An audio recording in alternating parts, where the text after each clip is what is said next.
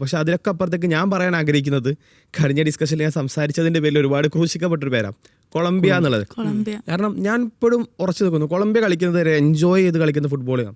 അതായത് അവർ ആ മൈതാനത്ത് ഇറങ്ങുമ്പോൾ അവർക്കൊരു പാഷൻ, അവർക്കൊരു ആ കളിയോടൊരു സ്പെഷ്യൽ ഒരു ഇമോഷൻ, ഒരു കണക്ഷൻ ഉണ്ട്. ആ കണക്ഷൻ വെച്ചാണ് അവർ കളിക്കുന്നത്. നമ്മൾ പറയും ഈ ട്രാൻസിഷൻ അറ്റാക്കിന് ഭയങ്കര രസമുള്ള ട്രാൻസിഷൻ അറ്റാക്ക് ചെയ്യുന്നൊരു ടീമാണ് കൊളംബിയ.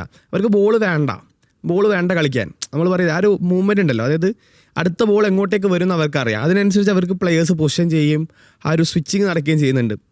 നമ്മൾ കഴിഞ്ഞ പോർച്ചുഗലിലായിട്ടുള്ള മത്സരം മാത്രം ആ ഒരു മത്സരത്തിലേക്ക് ഇറങ്ങുമ്പം കൊളംബിയക്ക് ഒരു അഡ്വാൻറ്റേജ് ഉണ്ടെന്ന് ഞാൻ സംസാരിച്ചിരുന്നു. അതിന് പ്രധാന കാരണം ഇതാ, അതായത് അവരുടെ കളി, അവരുടെ ബാക്കി ഗ്രൂപ്പ് സ്റ്റേജിലെ 2 മത്സരങ്ങൾ എടുത്ത് കാണാം. ആ മത്സരങ്ങൾ അവർ കളിച്ചൊരു സ്റ്റൈലുണ്ട്. അത് ഇതുവരെ കണ്ട കൊളംബിയ അതായത് നമ്മൾ 2014 ഒരു കൊളംബിയ കണ്ടിട്ടുണ്ട്.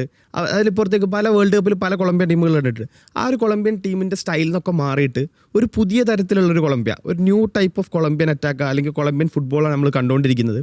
ഇനിയുള്ള തുടർന്നുള്ള മത്സരങ്ങൾ ഇപ്പോൾ ഗ്രൂപ്പ് ചാമ്പ്യൻമാരായിട്ട് അവർക്കുള്ള പ്ലേയേഴ്സ് അത്രയും രസകരമാണ്. അപ്പം ഹാമിസ് റോഡ്രിഗസ് ഒക്കെ നമ്മൾ പറഞ്ഞിരിക്കും ഒരു ടൈമിൽ നല്ല പീക്കിൽ നിന്നൊരു പ്ലെയർ, പിന്നീട് ഒരു ഡൗൺഫാൾ വരുന്നു, പിന്നെ ഒന്നും ഇല്ലാതാവുന്നു, പല ടീമുകൾ മാറി മാറി കളിക്കുന്നു, ഒന്നിലും വിജയിക്കാനാവാതെ ഇങ്ങനെ തകർന്നിരിക്കുന്നു. പിന്നെ ഒരു കോപ്പ അമേരിക്കയിലൂടെ ആളൊരു കംബാക്ക് നടത്തുന്നു.